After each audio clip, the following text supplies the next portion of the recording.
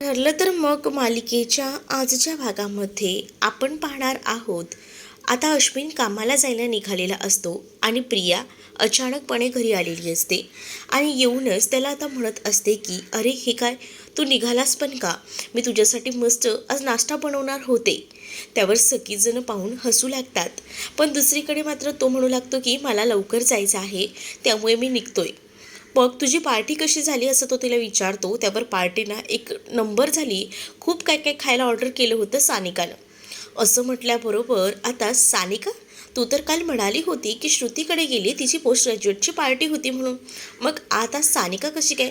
अरे श्रुतीकडेच पार्टी होती, पण आम्ही सगळ्याच मैत्रिणी जमलो होतो. मग श्रुतीचं घर अपुरं पडलं म्हणून आम्ही सानिकाकडे गेलो होतो. आणि सानिकाचा क्लबही आहे ना, रॉयल क्लब, तिथूनही आम्ही काही आईस्क्रीम्स वगैरे मागवले होते. मग आम्ही तिथे पार्टीसाठी गेलो होतो. हे सगळं काही आता ती बोलत असते. आणि ज्या काही गोष्टी आहेत ना त्या न पटण्यासारख्या असतात आणि त्यामुळेच ना आईलीला खूप जास्त संशय येत असतो. आणि अर्जुन देखील आता ती जे जे काही सांगते आहे ते बारकाईनं ऐकत असतो. अश्विनला मात्र त्याच्या बायकोवर पूर्णपणे विश्वास असतो की त्याची बायको असं काही करणं शक्यच नाही. आणि म्हणूनच तर आता मात्र अश्विन तिला म्हणतो की रात्रभर खूप जास्त जागरण झाली असेल ना, मग आता एक काम कर, मस्त जा आणि झोप. तसंही काही टेन्शन नाही आहे, आता आराम कर जाऊन. मग ती बोलते हो हो, मी आता आरामच करणार आहे. मी तेच ठरवले, काही झालं तरी आता आराम करायचाच, कारण काल खूप जास्त धावपळ झाली ना. मग दुसरीकडे मात्र आता सायली अर्जुन घराबाहेर पडत असतात हे प्रियानं बघितलेलं असतं. मग प्रिया आता विचार करते की काय करू, हे दोघंही जण आता घराबाहेर पडतायत, का निघत असतील हे दोघंही जण घराबाहेर, काय चालू असेल ह्यांचं, असाच विचार ना आता मात्र प्रियाच्या मनामध्ये येत असतो. पण त्यानंतर अश्विन तिला म्हणतो की जा तू रूममध्ये जा आणि आराम कर, मी निघतो. असं बोलून आता अश्विन जायला निघतो आणि सायली अर्जुन सुद्धा गेलेली असतात. प्रियाला आता घरीच थांबावं लागतं, कारण ऑलरेडी तिची रात्रभर जागरण झालेली होती. सायली अर्जुन ऑफिसमध्ये गेलेले असतात. तिथे बाबूकडे जाऊन त्याच्याकडनं सगळी माहिती मिळवायचा प्रयत्न करतात. बाबू ना खूप जास्त घाबरलेला असतो. त्याला असं वाटत असतं की जर त्याला कोणी पाहिलं वगैरे तर, म्हणजेच महिपतच्या माणसानं जर बघितलं ना तर खूप मोठा प्रॉब्लेम होऊ शकतो. आणि म्हणूनच ना त्याला भीती वाटत असते. आणि जेव्हा त्याला या सगळ्या गोष्टीची भीती वाटते ना, तेव्हा मात्र आता बोलता बोलता त्याला ठसका लागतो आणि त्याच वेळेला त्याला सायली पाणी देते. सायली पाणी दिल्याबरोबर त्याला अजूनच वेगळं फिलिंग येतं. तो म्हणू लागतो की खरंच ना, आज माणुसकी पाहिली, म्हणजे इतके दिवस मी माणुसकीही पाहिली नव्हती, पण आज जवळून हे सगळं काही अनुभवायला मिळालं. खरंच ना, या दुनियेत माणसं असतात तर, असं देखील आता तो म्हणू लागतो. त्यावर अर्जुन म्हणत असतो की हो, आम्ही आहोत तुमच्याबरोबर कायमच, तुम्ही नका काळजी करू.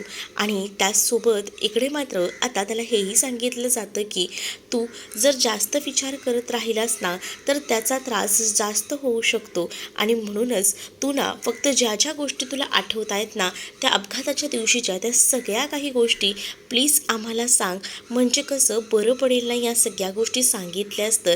असं म्हटल्याबरोबर आता बाबूही सांगतो की हो, पण मला महिपतची भीती वाटते, नको महिपतची तू काळजी करू, आम्ही आहोत.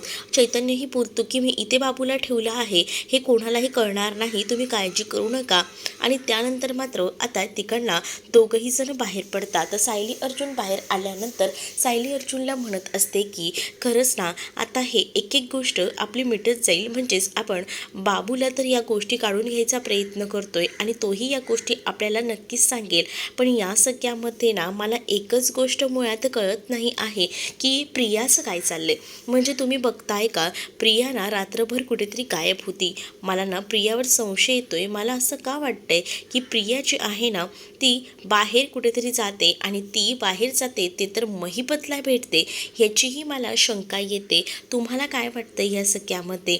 म्हणजे खरंच तुला असं वाटतंय का, असं अर्जुन सायलीला विचारतो. सायली म्हणते की हो, ती फक्त बहाणा देते, पण प्रिया ना महिपतलाच भेटायला जात असणार यावर पूर्ण शंका ही सायलीला आलेली असते. आता सायली आणि अर्जुन ना इकडे सिनियरकडे यायला निघालेले असतात, कारण तिला सुमनचं सुद्धा काळजी वाटत असते. प्रतिमा आणि त्याचसोबत रविराज हे दोघंही जण आता बसलेले असतात. प्रतिमा रविराजांना ओरडत असते, तुम्हाला किती चहा लागतो आणि हे सगळं काही. पण त्याला आता रविराज म्हणत असतात, चे दिवस चालू आहे तर मग चहा घेतला तर काय हरकत आहे आणि जरा बरं वाटतं ग एक एक घोट चहा पिल्यावर, असं देखील आता ते म्हणत असतात. मग सुमनचा विषय निघतो. प्रतिमा सुमनबद्दल बोलत असते की जरा ना आजकाल ना खूपच शांत शांत वाटते. मला ना कळतच नाही की काय चाललंय तिच्या मनात.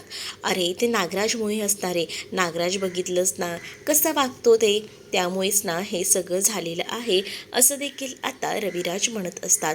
आता प्रतिमाने रविराज बोलणार तितक्यातच इकडे सायली आणि अर्जुन आलेले असतात आणि सायली अर्जुन आल्याबरोबर आता प्रतिमा बोलत असते की आता हे दोघं तर आलेले आहेत, पण हे दोघं जरी आलेले असले तरी तुमच्यासाठी मी परत चहा करणार नाही आहे यांच्या बरोबरीला. तर अर्जुन म्हणतो इथेही हे असंच असतं का, मला वाटलं फक्त आमच्याच घरी हे असतं की काय. तर सायली म्हणत असते की ते काय ना घरोघरी मातीच्या चुली, सगळ्याच घरात हे असंच चालतं, त्यामुळे विशेष काहीच नाही.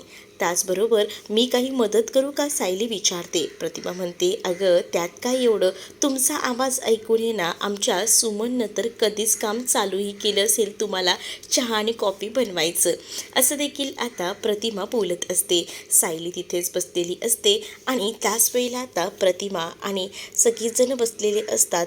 तर तेवढ्यातच ना आता चहा वगैरे घेऊन सुमन येते.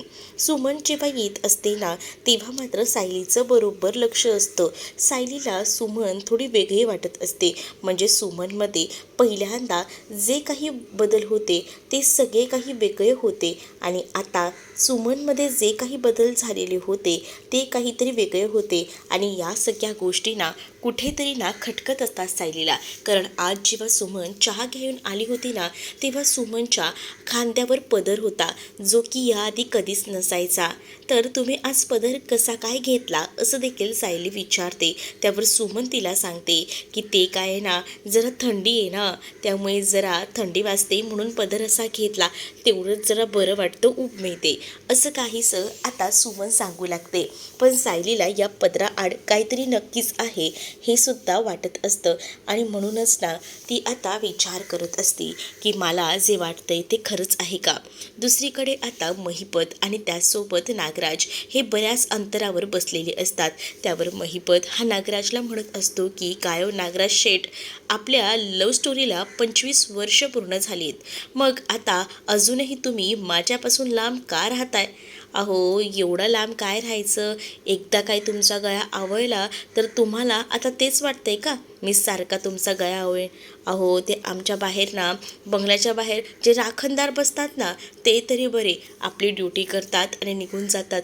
तुमचं कसं झालं आहे, तुमचंही तसलंच झालं आहे. ती चिचुंद्री येते सकाळी, तुमची असते नाईट शिफ्ट. तुम्ही ना खरंच राखणदार झालात, राखणदार, असं म्हणून ना मुद्दामून महिपत नागराजला चिडवायचा प्रयत्न करत असतो.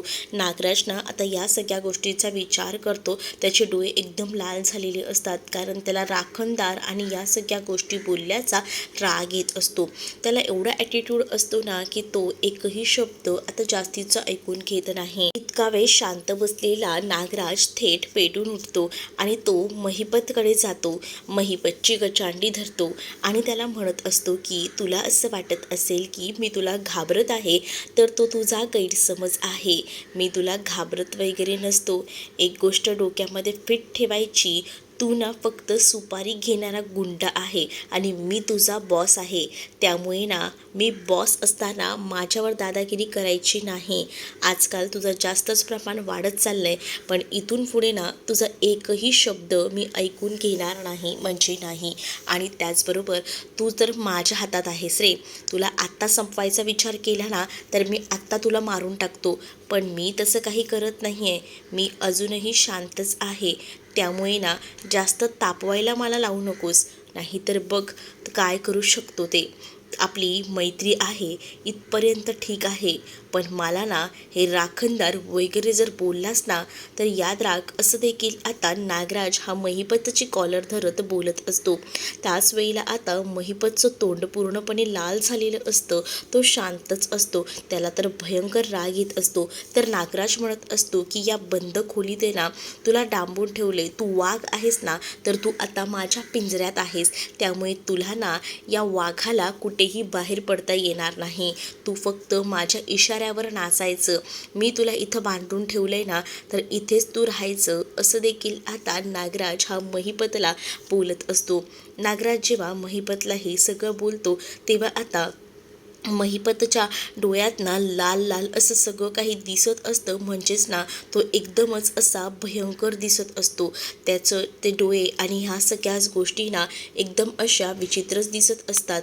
तो फक्त नागराजकडे पाहत असतो. दुसरीकडे सुमन आहे ना किचनमध्ये काम करत असताना ना अचानकपणे तिचा पदर आहे ना खाली पडतो आणि तिच्या पाठीवर असलेली ती मारहाणीची खून दिसते. मग सायली विचार करते की ही तीच खून आहे. सायली ना खरं तर ना तिथे आलेली असते ते सगळं सामान ठेवण्यासाठी, म्हणजे चहा वगैरे बाहेर पियालेले असतात ना, मग ते सगळं ठेवण्यासाठी ती आलेली असते. पण त्याच वेळेला तिने जेव्हा तिच्या पाठीवर असलेली ती खून पाहिलेली होती तेव्हा मात्र आता तिला कळत होतं की नक्कीच काहीतरी गडबड आहे आणि म्हणूनच ना आता मात्र ती विचार करू लागते. तिकडे प्रतिमा तिकडेच भाजी निवडत बसलेली असताना सायली तिच्याकडे जाते आणि सायली प्रतिमा आत्याला म्हणत असते की तुम्हाला काही माहिती आहे का की खरं तर ना सुमन काकूच्या पाठीवर मी मारहाणीचे व्रण पाहिले आहेत. तर हे ऐकल्यानंतर प्रतिमासुद्धा घाबरते. प्रतिमा म्हणते की काय काय बोलतेस तू, हे सगळं इथपर्यंत पोचलंय का. सायली विचारते म्हणजे काय, तर प्रतिमा म्हणत असते की नागराजनं चिडचिड केली का खूप काही करतो. त्या दिवशीसुद्धा ना तो सुमनवर हात उचलत होता, पण त्यावेळेला ना मी जाऊन पोचले ना म्हणून तो थांबला. पण आता जर पुन्हा त्याने मारहाण केली असेल तर हे खूपच भयंकर आहे. ती पण बोलत नाही. मग मी बोलून बघू का, माझ्याजवळ त्या व्यक्त होतील का, असं सायली विचार करते. आणि मग सायलीजवळ ती व्यक्त होईल असं वाटत असतं सायलीला. मग प्रतिमा म्हणते की प्लीज ना तू बोलून बघ ना, म्हणजे निदान तुझ्याकडे जर ती व्यक्त झाली तर बरंच होईल, आम्हाला तुला जरा बरं वाटेल, असं देखील विचार ना आता प्रतिमा करत असते. आणि म्हणूनच ती सायलीला फोर्स करू लागते की तू जरा बोलून घे. मग सायली स्वतःचा आत्मविश्वास एकत्र करते आणि ती ठरवते की नाही, मला तर आता बोलायला हवं आणि त्याचसाठी ती मात्र आता बोलायचं ठरवते. दुसरीकडे मात्र आता पाहायला मिळतं इकडे सायली प्रतिमाला धाडस देत असते आणि तुम्ही बिलकुलही काळजी करू नका, मी आहे ना, मी बघते काय करायचं आहे ते, असं देखील बोलून ती आता आधार देऊ लागते. दुसरीकडे मात्र आता सायली पुन्हा एकदा किचनमध्ये जाते आणि किचनमध्ये गेल्यानंतर सुमनला म्हणत असते की सुमन काकू हे काय, तुम्ही पदर खाली पडला की तुमचा, तुम्ही म्हणत होतात की तुम्हाला थंडी वाजते म्हणून, मग आता काय झालं. अगं काम करत असताना ना कधी खाली पडतो ना कळतही नाही. मग त्यानंतर स्वतःहूनच पुन्हा सुमन पदर वर घेऊ लागते. पण आता सुमनला सायली थेट विचारते की तुमच्या पाठीला काही झालंय का, म्हणजे तशा खुणा पाहिल्या मी. नाही नाही तसं काही नाही, तू समजतेस तसं, काळजी करू नकोस तू. काय आहे ना की मी ना आमच्या रूममध्ये जात होते तेव्हा दरवाजा लागला मला आणि त्यामुळेच थोडं पाठीला लागलेलं आहे, बाकी इतर काही नाही, असं देखील आता ती बोलत असते. आणि जेव्हा या सगळ्या गोष्टी ती बोलून दाखवते ना तेव्हा मात्र सायलीला अजूनच संशय येतो की या अजूनही माझ्यासमोर व्यक्त होत नाही आहेत. पण आता आपल्याला काहीतरी करावं लागेल जेणेकरून या पूर्णपणे व्यक्त होतील. आणि त्याच वेळेला आता अर्जुन तिथे आलेला असतो आणि सायलीला म्हणतो की चल ना बायको, निघायचं आहे का, का तू अजून थोडा वेळ इथे थांबणार आहेस. त्यावर मात्र सायली म्हणत असते की हो, मी अजून थोडा वेळ इथे थांबते, थोडं काम आहे माझं, पण मला ना जरा तुमच्याशी बोलायचं होतं, जरा येता का. आणि असं बोलून ना सायली आता बाहेर जाते. सायली जेव्हा आता अर्जुनला बाहेर घेऊन जाते तेव्हा आतमध्ये घडलेला प्रकार ती सांगू लागते. सुमन काकूला काहीतरी त्रास होत आहे आणि म्हणूनच ना सुमन काकूला नागराज मारत आहेत. नागराज काका इतक्या खालच्या थराला जाईल एवढं मला वाटलं नव्हतं. आत्ता जर तो घरी असला असता ना तर बघ त्याला मी सुतासारखा सरळ केला असता. पण अहो हे सगळं तर ठीक आहे, पण आपल्या इकडे या सुमन काकूही बोलायला हव्यात ना. सुमन काकू काहीच बोलत नाही आहेत, त्यांना बोलतं करावं लागणार आहे आपल्याला आधी. आणि त्याचसाठी बघते मी माझ्या परीने मला काही प्रयत्न करता येत आहेत का. मी ना त्यांना आज ऑफिसमध्येच घेऊन येते, मग आपण सायली 2.0 सुरू करूया, अच्छा बायको, तुझं कधी डोकं कसं चालेल ना काही सांगता येत नाही बघ. मस्त तुझं दिमाग चालतं. असं देखील आता तो म्हणत असतो की ठीक आहे, तू तोपर्यंत ये, मी ऑफिसला जातो. आता सुमनला बोलतं करण्यासाठी सायलीने अर्जुनसोबत प्लॅनिंग केलेलं असतं की सुमनला बाहेर घेऊन जायचं आणि त्याहून थेट अर्जुनच्या ऑफिसमध्ये घेऊन जायचं. हे प्लॅनिंग आता ती ठरवते आणि त्याचमुळे ती अर्जुनला तयार करते. अर्जुनने सुद्धा तोपर्यंत व्यवस्थित अरेंजमेंट केलेली असते. महिपतचा इतके दिवस झाला काहीच कॉन्टॅक्ट होत नसतो, म्हणून शेवटी ना आता नागराजला कॉल करायचा प्रयत्नच आता मात्र सुरू असतो साक्षीचा. तर सचिन म्हणत असतो की काय चाललंय, मला ना सध्या खरंच काही कळत नाही आहे. म्हणजे ना मला डाऊट येतोय सध्याच्या घडीला काहीतरी गडबड आहे असं वाटतंय. कारण बघ ना, एवढे दिवस कसं कोणी गायब होऊ शकतं. मग मला सुद्धा काहीतरी टेन्शन आलं आहे, म्हणूनच तर मी ना कॉन्टॅक्ट करते ना. आपण करायची का पोलिसात कंप्लेंट, असं देखील तो म्हणतो. पण त्यावेळेला आता पोलिसात कंप्लेंट केली तर सगळंच भांडं फुटू शकतं हे देखील माहिती आहे ना, म्हणूनच आता ती पोलिसात कंप्लेंट करायला म्हणून नाही म्हणते. पण त्याच वेळेला ती म्हणत असते की माझ्या मामाचे एक काही फ्रेंड्स आहेत अण्णांचे, त्यांना मी कॉन्टॅक्ट करते, पण त्यांनाही कॉन्टॅक्ट होत नाही आहे. जर त्यांच्याशी बोलणं झालं ना तर बऱ्याच गोष्टी कळतील की ते नक्की कुठे आहेत, काय आहेत ते, असं देखील आता ती म्हणत असते. त्याच वेळेला सचिन साक्षीला म्हणत असतो की किती टेन्शनमध्ये आहेस तू, तुझ्या चेहऱ्यावरनं स्पष्ट दिसते, नको का इतकी काळजी करू, असं देखील तो म्हणत असतो. अरे मी काय करू, एकटी पडली ना की मला टेन्शन येतंच, पण तू जर माझ्यासोबत असशील ना तर मला काही वाटणार नाही. पण ऐन वेळेला तूही माझी साथ सोडून निघून जातोस, नको ना जाऊस, आज थांबणार आहे रात्रभर इथे, असं देखील ती आता त्याला मिठी मारत बोलत असते. आता मात्र सचिनचे वांदे झालेले असतात.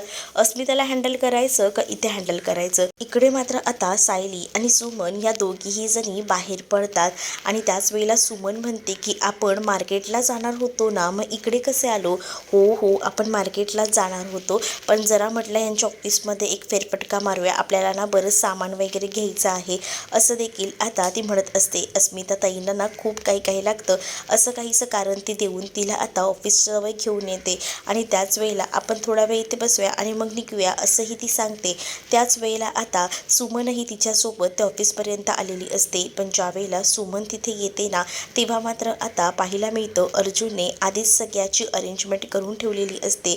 सगळीच जणं तिथेच असतात आणि ज्या वेळेला अर्जुननं आधीच सगळ्याची तयारी करून ठेवलेली असते ना, तेव्हा ना त्या बायकांना तिथे येऊन मात्र खूप काही बोलत असतात. म्हणजेच प्रत्येकीचे काही ना काही प्रॉब्लेम्स असतात आणि त्यांना नवऱ्यानेच मारलेलं असतं आणि त्याची तक्रार करण्यासाठी खास करून त्या मात्र आता इकडे अर्जुनपाशी आलेल्या असतात आणि अर्जुनला त्या बायका म्हणत असतात की हो ना, माझा नवरा ना मला खूप मारतो बघा, मला ना खरंच कळत नाही, तो बाहेर काही कामं करतो तर त्याला मी म्हणते की तसलं काही गुंडांसोबत वगैरे जाऊ नको, पण तो ऐकतच नाही हो, लय मारतो मला.